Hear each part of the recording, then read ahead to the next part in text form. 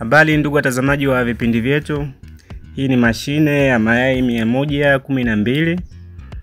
Ni automatic machine, full automatic. Sasa hapa tunaonyeshwa namna ya kuassemble mashine yetu kabla hatujaweka mayai. Maana yake unaiassemble kwa njia hizo za roller, baadaye tunaunganisha. Lakini tukumbuke hizi mashine zetu zina njia mbili. Hii inaonyeshwa hapa ni ya umeme, njia ya kwanza ambayo tunaweza kuitumia katika kufanyaje kuoperate mashine yetu. Lakini pia tuna mashine ya sola ambayo hiyo tumeshaichomeka hapo, tunaamini njia ya sola hiyo. Tunaweka kwenye sola yetu ambayo itaanzia wati 50 na kuendelea.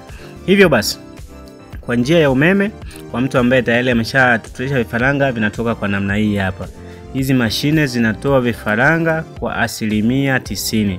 Maana yake ukiweka mayai 100 na pointi, katika kutoa vifaranga vyetu vinaweza vikatoka vifaranga 100 na pointi. Mayai itabaki machache, kama hapo tunabakisha mayai 6. Karibu sana, tuwasiliane kwa namba zinazoonekana.